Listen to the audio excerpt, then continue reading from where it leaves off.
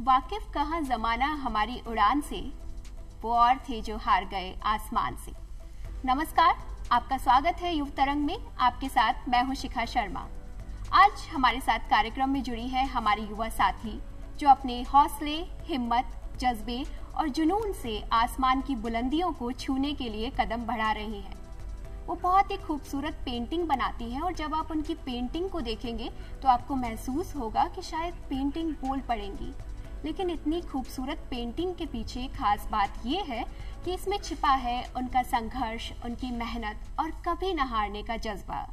आज हमारे साथ कार्यक्रम में मौजूद हैं नंदिनी गौड़। नंदिनी गौड़ जो एक न्यूरो डिजीज के कारण जिनके हाथ पैर काम नहीं करते हैं, लेकिन वो पेंटिंग करती है मुंह में ब्रश लेकर।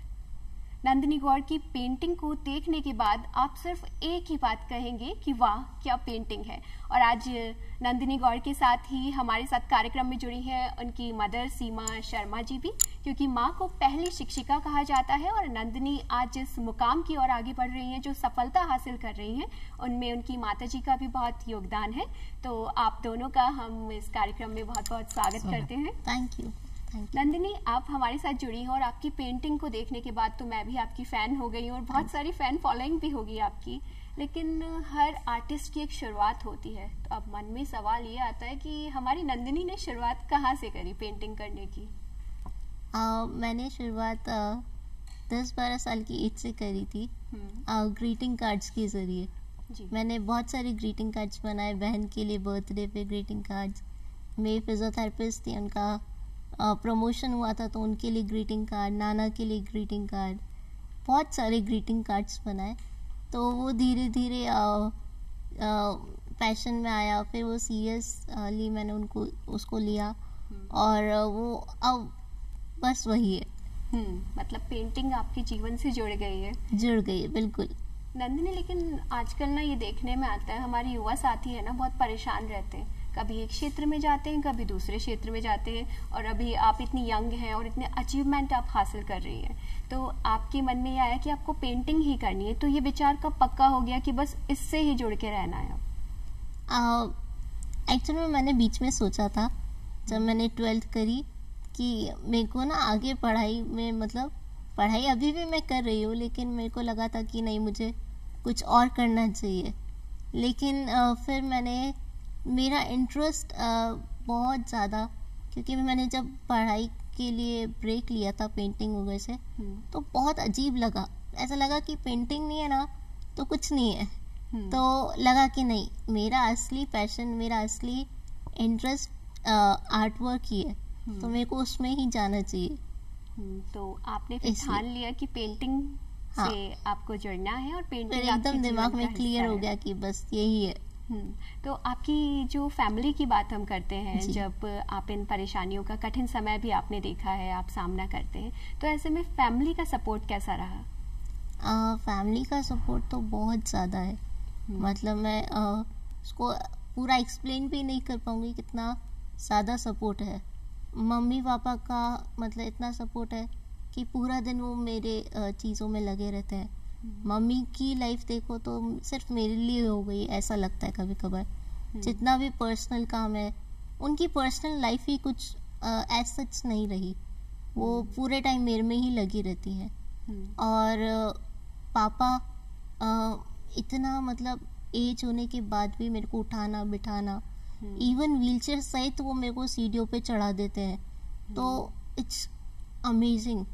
और बहन वो भले दूर है लेकिन वो हमेशा मेरे टच में रहती है और उनको किसी भी काम करने में कोई प्रॉब्लम नहीं रहती।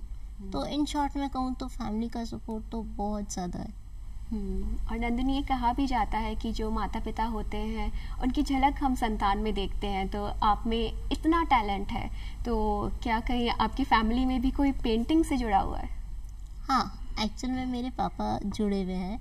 उन्होंने अपने कभी शौक को कभी सीरियसली लिया नहीं, लेकिन वो बहुत अच्छे आर्टिस्ट हैं। मेरे स्पिरिचुअल गुरु दाता भगवान है, तो उनके नाम पे दाता शब्द से उन्होंने बहुत सारी पेंटिंग्स बनाई थी। मतलब लाइन ना खींच के दाता शब्द लिख कर उन्होंने कृष्ण भगवान, हनुमान जी वगैरह बहुत बनाई, तो आई गेस वो वहाँ से ही आया है। अच्छा, और नंदिनी, ये तो बहुत अच्छी बात आपने बताई कि पिताजी से आपने उन्हें देखा भी और थोड़ा बहुत आपका मन में झुकाव भी आया होगा, लेकिन एक अचीवमेंट आपका ये भी है कि पूरे वर्ल्ड में जिन नेता की हम बात करते हैं, प्रधानमंत्री श्री मोदी जी, तो उनको लेकर क्रेज दिखाई देता है, उनसे हर कोई मिलना चाहता है, अपने संदेश भेजना चाहता है। तो आपको भी शुभकामनाएं भेजी हैं प्रधानमंत्री जी ने, तो उसके बारे में पूरा जानना चाहेंगे कि कैसे आपने वो चित्र बनाया और उसके बाद आपको शुभकामना मिली और कैसा महसूस हो रहा है? महसूस तो बहुत ज़्यादा खुश हूँ मैं, और एक बार के लिए तो यकीन नहीं हुआ। इसकी स्टार्टिंग ऐसे हुई थी कि महीने भर पहले मैं अपने एक कज़न ब्रदर है योगेश भैया, उनसे मिली। उनके थ्रू उनके फ्रेंड है संजय सीटी सर, वो एक पेंटर है, आर्टिस्ट है, तो उनसे मिली। उन्होंने मुझे सजेस्ट किया कि आप मन की बात के 100 एपिसोड कंप्लीट हो रहे हैं, तो आप उन पे एक मोदी जी का एक पोर्ट्रेट बनाइए। तो मैंने 1.5 दिन में उनका पोर्ट्रेट बनाया, उनके थ्रू न्यूज़पेपर में आया जी। और उस न्यूज़पेपर को पढ़ के आई गेस MP हैं अजमेर के भागीरथ चौधरी सर, उन्होंने उसको ट्वीट किया, मेरे बारे में लिखा और उसको रीट्वीट किया मोदी जी ने। तो ये इस तरह से बात आगे बढ़ी थी। तो ये तो एक बहुत बड़ी बात है नंदिनी, जो आप हमें बता रहे हैं आपकी पेंटिंग से जुड़ी, और इतनी आपको शुभकामना मिली और आपको अप्रिशिएट किया गया। आपने स्केच इतना अच्छा बनाया, लेकिन स्केच बनाने को अगर एक मन में अभी सवाल आया कि सबसे पहला स्केच नंदिनी ने किसका बनाया होगा? सबसे पहला स्केच मैंने पापा का बनाया था। अच्छा। हम खाना खाने के बाद, एक्चुअली हम खाना चौकी पे रख कर खाते हैं, लकड़ी की चौकी पे। तो खाना खाने के बाद मेरे पास पेन रखा था, तो मैंने एक सामने एक कोलार्च था पापा का, तो उसमें से एक पिक्चर लिया और ऐसे ही बनाया तो थोड़ा अच्छा बना। लगा कि नहीं, इस पे और काम करना चाहिए, प्रैक्टिस करनी चाहिए। तो आई गेस वो पहला स्केच था मेरा। तो जब पापा ने देखा कि मैं तो अभी निकल के गया था और नंदिनी लगी है स्केच बनाने में, जब स्केच बन के सामने आया तो उन्होंने क्या बोला? वो सरप्राइज हो गए, इवन मैं खुद सरप्राइज हो गई कि मैंने कुछ से एक्सपेक्ट नहीं किया था।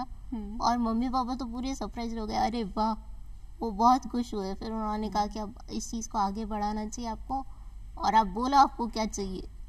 तो फिर पापा बुक्स लेकर आए स्केचिंग वगैरह के लिए, और कहा कि इस पर और काम करिए आप।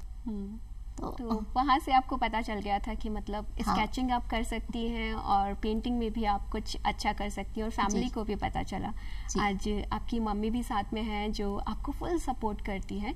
तो आंटी, आपसे जानना चाहेंगे कि नंदिनी का, अब हम देखते हैं कि इतनी अच्छी आर्टिस्ट है लेकिन संघर्ष बहुत रहता है, तो कौन कौन सी कठिनाई नंदिनी ने देखी और आज जितना अच्छा कर रही है, तो इसके पीछे की मेहनत हम एक माँ से जानना चाहेंगे। जैसे और बच्चे खेलते हैं तो कभी नंदिनी की भी इच्छा होती है कि मैं भी खेलूं, मैं भी बाहर निकलूं, तो ये चीज़ें तो नंदिनी को महसूस होती है। और नंदिनी की क्या है, एक बेड पे ही रहती है नंदिनी, तो कभी कभी लगता है कोई बच्चे नहीं आते हैं, मम्मी कोई तो होना चाहिए, तो लगता है नंदिनी को। और जब नंदिनी की सिस्टर हॉस्टल में चली गई तो नंदिनी को लगा कि अब मैं बहुत अकेली हो जाऊंगी, तो फिर मैं इसकी फ्रेंड अच्छे से बन गई। अच्छा, तो माँ तो फ्रेंड होती है, बच्ची सबसे ज्यादा बातें मम्मी से करती है। पर जब दोनों सिस्टर थी तो इतना नहीं होता था मेरे से, पर जब सिस्टर के जाने के बाद फिर ये मेरी इसकी अच्छी हो गई ट्रेनिंग। तो इनका संघर्ष कैसा रहा? मतलब इतना सीखा इन्होंने तो बहुत कोशिश भी की होगी, कभी अच्छा कई भी गुस्सा भी आता है कि मम्मी अच्छा नहीं बना, मैं कहूँगी नहीं अच्छा बना, आप माँ हो इसलिए ऐसा कह रही हो, मैं जानती हूँ ना अच्छा नहीं बनाया मैंने। मतलब परफेक्ट होना चाहिए सब कुछ, एकदम परफेक्ट होना चाहिए, चाहे 4 बार रब करना पड़े, पर नहीं, परफेक्ट होना चाहिए। हाँ, और नंदिनी ने जैसा भी बताया कि आपकी पूरी जिंदगी नंदिनी के चारों ओर घूमती है, तो आपका शेड्यूल क्या रहता है? मेरा पूरा टाइम, कभी कभी तो ऐसा होता है मुझे कि महीनों हो जाते हैं घर से बाहर निकले, महीनों घर से बाहर निकले हो जाते हैं। जब नंदिनी बाहर जाती है तो ही मैं बाहर जाती हूँ, नहीं तो मैं नहीं जाती कहीं। जी, तो एक माँ बहुत कुछ करती है अपनी बच्ची के लिए, आज आप जितनी सफल हैं उसमें माँ का योगदान भी है। नंदिनी, आपकी पेंटिंग्स के बारे में तो बहुत कुछ जान लिया है, देखा भी है, तो बहुत अच्छा महसूस हो रहा है, लेकिन नंदिनी की और क्या हॉबीज़ हैं, क्या अच्छा लगता है नंदिनी को? मेरी हॉबीज़ में पोएट्री, म्यूज़िक सुनना और गेमिंग, आई गेस। तो आपने पोइट्री की बात की, तो क्या आप कुछ लिखती भी हैं? हाँ, मैंने एक आध पोएम्स लिखी है। तो आप हमारे साथ साझा करनी चाहेंगी अपनी पोएम को, हमें भी सुनाना चाहेंगी ताकि हम भी जाने नंदिनी के विचार। और अभी हमने आपकी पेंटिंग को देखा है, आपके नज़रिए को देखा है, अब आपके शब्दों में कविता को भी हम सुनने के लिए उत्सुक हैं। जी नंदिनी, पेंटिंग के साथ आपने म्यूज़िक भी बताया, तो कौन कौन से म्यूज़िक आपको पसंद है? एक्चुअल में मुझे हर तरह के का म्यूज़िक पसंद है, खासकर फोक म्यूज़िक, जो राजस्थानी फोक म्यूज़िक में मटकी से बजाते हैं, करताल, मुझे ये सब बहुत पसंद है। अब हम आपकी पोएम सुनते हैं। मेरी पोएम इस तरह है। काश मेरे पास शब्द होते, मेरी भावनाओं को अल्फाज मिलते, काश मेरे पास शब्द होते। अक्सर मेरी कविताओं की कल्पना इस बात पे आकर थम जाती है कि काश मेरे पास शब्द होते, मेरे दिल की परछाई बनते, हूबहू ना सही तो धुंधला सा अक्स तो दिखाते, काश मेरे पास शब्द होते। इस दिल में दुख सुख के परे भी कई रंग हैं, नित नए बदलते इन बेनाम रंगों के नाम होते, काश मेरे पास शब्द होते। कभी कभी ये ख्याल आता है, कभी कभी ये ख्याल आता है कि होते भी तो कौन सा कुछ बदल पाते, हाँ पर घुटी हुई भावनाओं को अभिव्यक्ति की आज़ादी का आनंद तो दे पाते, काश मेरे पास शब्द होते। वाह नंदिनी, जितनी खूबसूरत आपकी पेंटिंग है उतनी ही खूबसूरत आपकी कविता भी है। तो आज एक चित्रकार के साथ ही एक कवयित्री से भी मुलाकात हो रही है, हमारी युवा कवयित्री से भी। तो आपने इतनी अच्छी कविता लिखी, तो कविता लेखन का आपका मन कैसे हुआ और कैसे आपने लिखना शुरू किया? एक्चुअल में कविता मैंने कभी सीरियसली अपने इसको लिया नहीं।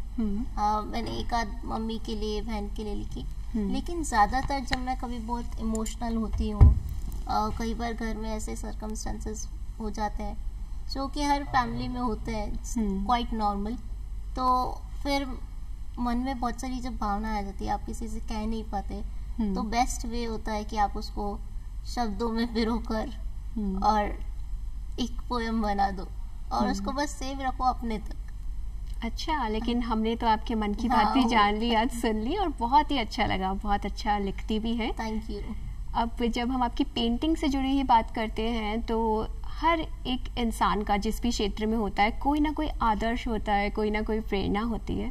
तो क्या आपकी भी कोई ऐसी प्रेरणा है जिनको देखकर आपको लगता है कि ऐसे ही चित्र आपको बनाने हैं, या उनके जैसा नाम आप अपना चाहती हैं पेंटिंग के क्षेत्र में? हाँ, एक्चुअली मैं आपको फ्रैंकली बताऊं तो पेंटर्स बहुत अच्छे हैं हमारे यहाँ पे, बहुत इंस्पायरिंग पर्सनालिटीज भी हैं, लेकिन मेरी इंस्पिरेशन सर स्टीफन हॉकिंस है, क्योंकि मैं उनसे बहुत ज़्यादा कोरिलेट कर पाती हूँ। मेरा डिसेबिलिटी लेवल बहुत ज़्यादा है और उनका तो बहुत ही ज़्यादा था। तो उनको काफ़ी यंग एज में ही पता लग गया था कि ज़्यादा सरवाइव नहीं कर पाएंगे, लेकिन मैं ये सोचती हूँ कि अगर उन्होंने सोचा होता ये कि मैं पढ़ लिख कर क्या करूँगा, मेरे को क्या करना, मेरी तो लाइफ ऐसी है, या उनके पेरेंट्स ने सोचा होता, तो आज इतनी रिसर्चेस जो उन्होंने करी वो नहीं हो पाती। और मेरा दूसरा मानना ये भी है कि आप जब तक खुद की हेल्प नहीं करोगे, लोग आप तक नहीं पहुंच पाएंगे। तो उन्होंने सबसे पहले खुद पे ध्यान दिया, खुद को इंडिपेंडेंट बनाया, तो फिर लोग उनकी हेल्प कर पाए। तो मेरी इंस्पिरेशन वही है जी। तो आपने खुद को भी सकारात्मक रखा और इतनी अच्छी अच्छी बातें आप हमें बता रही हैं, और आपने ये भी बताया कि पढ़ाई करना बहुत ज़रूरी है। तो अब आपकी एजुकेशन से जुड़ी हुई बात जानना चाहेंगे कि आपने किस तरीके से अपनी एजुकेशन की और अभी आप क्या कर रहे हैं? अभी मैं बीए कर रही हूँ ड्राइंग में, और मैंने अपनी schooling Rajasthan state open school से ली है। मैं सेल्फ ट्रेंड पेंटिंग में भी और स्टडीज़ में भी मैंने खुद ने ही किया है। तो मैंने खुद ने पढ़ाई करी और गूगल मेरे ख्याल से बेस्ट टीचर है, उसमें सर्च कर करके खुद ने ही पढ़ाई करी। जी, तो आपने इंटरनेट के माध्यम से ज्ञान को अर्जित किया और इतनी अच्छी पेंटिंग जो आप करती हैं वो आपने किसी से ट्रेनिंग नहीं ली है, बल्कि खुद ही आपने अपने ज्ञान को बढ़ाया है। जी। पेंटिंग की बात आपसे जुड़ी हुई हो रही है, इतनी अच्छी पेंटिंग है, लेकिन मन में ये भी आता है कि नंदिनी को कौन सी वाली पेंटिंग पसंद है। बहुत सारी विधाएं होती हैं, बहुत सारे कलर्स होते हैं, बहुत सारे चित्र होते हैं जिनके बारे में हम आम लोग तो शायद उतना नहीं जानते हैं। तो नंदिनी को सबसे ज़्यादा क्या पसंद है? मुझे पेंसिल स्केचिंग पसंद है और वैसे मुझे अलग अलग चीज़ें ट्राई करना बहुत पसंद है। मुझे कुछ ऐसा नहीं है कि मुझे यही बनाना है, मुझे अलग अलग चीज़ें ट्राई करना बहुत पसंद है। और अभी मैंने रिसेंटली पोस्टर कलर पेंटिंग सीखी है, तो हाँ अभी वो पसंद है। तो इसके साथ ही आप ये जो दीपक भी देख रहे हैं हम इतने सुंदर सुंदर, तो ये आपने कब बनाने शुरू किए? मैंने एक दिन दिवाली का टाइम था, दिवाली एक्चुअल में निकल गई थी, तो कुछ दीपक रखे हुए थे एक्स्ट्रा के, तो मैंने ऐसे ही कहा कि मम्मी आप इन दीपक का क्या करोगी? मम्मी ने कहा आप बताइए आपको क्या करना है, अगर आपको चाहिए तो ले लो। मैंने कहा नहीं ऐसे नहीं, जो थोड़ा क्रैक वाला है ना वो वाला उसको दो, अगर बिगड़े तो वही बिगड़े। तो मम्मी ने कहा उसकी टेंशन मत करो, आपको यूज करना है आप करो, आपके लिए और भी आ जाएंगे। तो मैंने एक बार एक ट्राई किया, थोड़ा अच्छा बना, मैंने कहा चलो जो रखे हैं उनको पेंट कर देते हैं। तो वो करते करते करते उसमें इंटरेस्ट आया और अच्छे होने लगे। तो अच्छा, तो उसके बाद इतना अच्छा बनाने लगे। हाँ जी। तो आपका ये जो डेली रूटीन है वो क्या रहता है, मतलब कितना समय आपका पेंटिंग को जाता है? हाँ, दिन में 4-5 घंटे चले जाते हैं, कई बार रात को भी बैठ जाते हैं, जैसे क्योंकि पापा का इवेंट का काम है तो वो थोड़ा लेट नाइट आते हैं, तो फिर मैं लगी रहती हूँ, मम्मी कभी कर सो जाती है, मैं अपने करती रहती हूँ। तो ऐसा कोई फिक्स टाइम नहीं है, लेकिन हाँ 4-5 घंटे तो अपने काम को देती हूँ। और नंदिनी, ऐसा भी कहा जाता है कि कोई कलाकार होता है तो वो अपनी कला में डूब जाता है, तो आप जब पेंटिंग करने लगती हैं तब कभी ऐसा होता है कि कहा जा रहा है खाना खा लो, लेकिन आप बोल रही हो नहीं बाद में और कुछ काम कर लो, तो आप बोल रही नहीं सब कुछ बाद में होगा, पहले मेरा ये काम मुझे पूरा करना है? हाँ, ये बहाने बहुत चलते हैं कि अभी मम्मी आप ये काम कर लीजिए, फिर कहते हैं अभी मम्मी एक्चुअली में क्या कलर अप्लाई कर दे तो उसको ब्लेंड करना ज़रूरी है। तो ऐसे बहाने करके ये बहुत होता है। और मम्मी खाना खा ले पहले, ये कर ले पहले, मैंने कहा ठीक है रुको।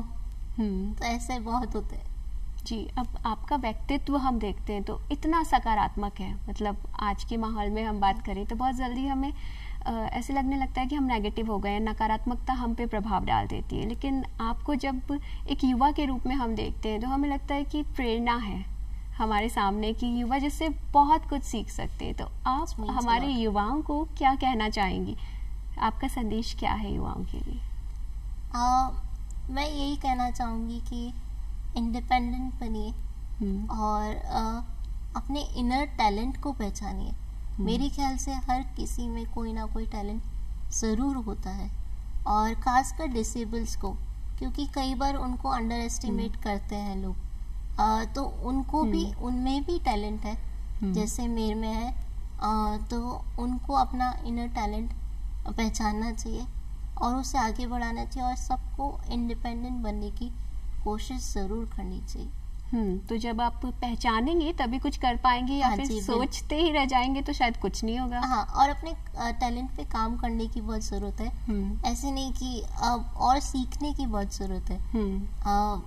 एक होता है कि आता है ठीक है, नहीं उसको और डेवलप करिए, उस पे और काम कीजिए, तो यस करना चाहिए। और नंदिनी, ये भी कहा जाता है कि जिंदगी एक पाठशाला है जिसमें हम लगातार कुछ ना कुछ नया सीखते रहते हैं और खुद का विकास भी करते रहते हैं। अब आपकी कला के बारे में इतना सुना है, इतना देखा है, और जब आपका टैलेंट इतना भरा हुआ है तो अब मन कर रहा है कि नंदिनी को हम पेंटिंग करते हुए भी देखें कि किस तरीके से वो अपनी पेंटिंग को उकेरती है, कैसे अपने विचारों को सामने लेकर आती है। जी। तो अभी हम थोड़ा सा आपकी पेंटिंग देखेंगे। जी जरूर।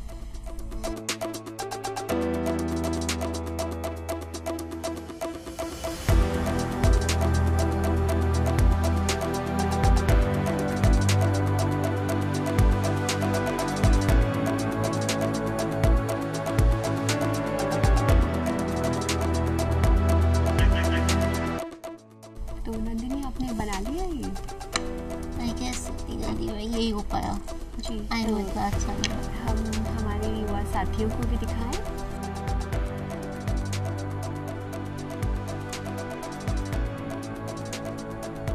तो नंदिनी, आपने तो इतने से समय में इतना खूबसूरत रंगों से ये चित्र बना दिया है, तो ये थीम क्या है और आपके मन में अभी ये क्यों आया कि आपको ये ही बनाना है?